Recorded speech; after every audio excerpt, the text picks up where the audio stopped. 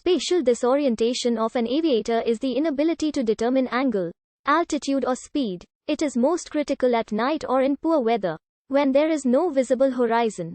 Since vision is the dominant sense for orientation, the auditory system, vestibular system, and proprioceptive system collectively work to coordinate movement with balance, and can also create illusory non-visual sensations, resulting in spatial disorientation in the absence of strong visual cues.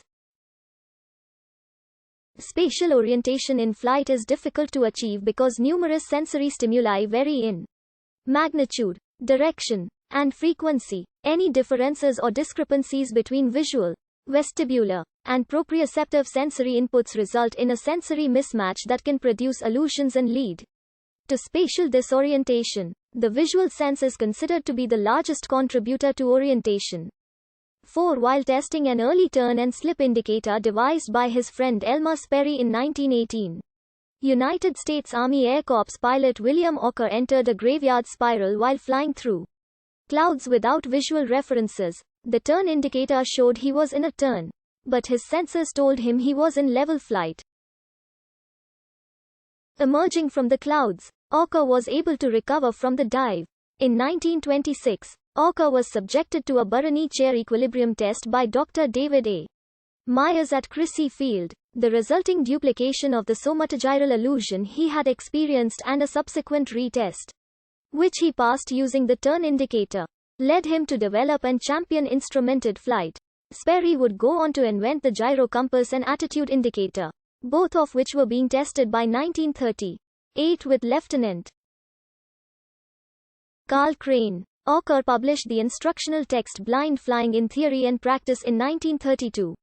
Influential advocates of instrumented flight training included Albert Hagenberger and Jimmy Doolittle. In 1965, the Federal Aviation Agency of the United States issued Advisory Circular AC 62-4, warning pilots about the hazards of spatial disorientation, which may result from operation under visual flight rules in conditions of marginal visibility.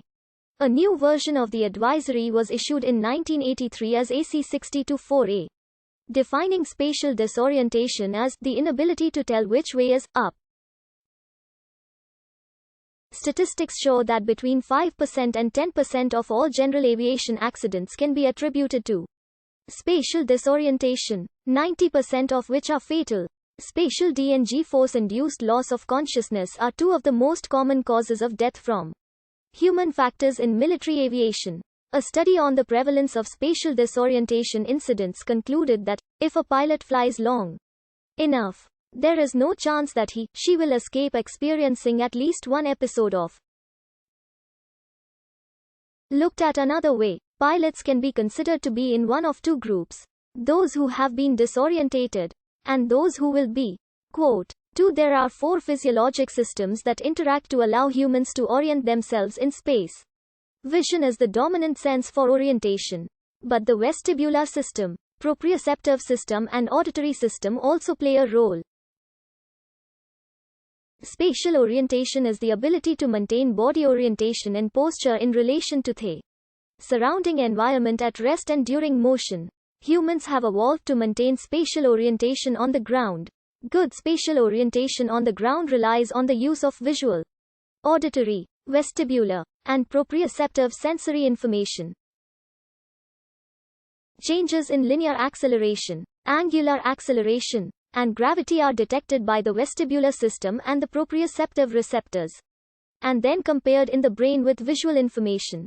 The three-dimensional environment of flight is unfamiliar to the human body, creating sensory conflicts and illusions that make spatial orientation difficult and sometimes impossible to achieve. The result of these various visual and non-visual illusions is spatial disorientation.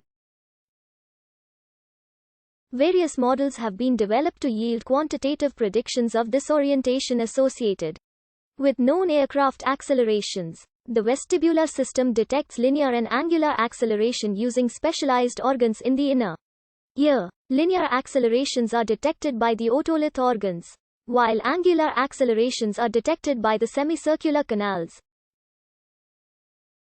Without a visual reference or cues, such as a visible horizon, humans will rely on non-visual senses to establish their sense of motion and equilibrium.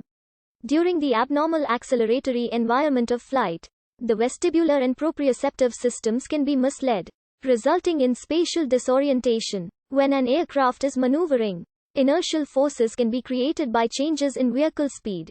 Under ideal conditions, visual cues will provide sufficient information to override illusory vestibular inputs. But at night or in poor weather, visual inputs can be overwhelmed by these illusory non-visual sensations, resulting in spatial disorientation. Low visibility flight conditions include night, over water or earth,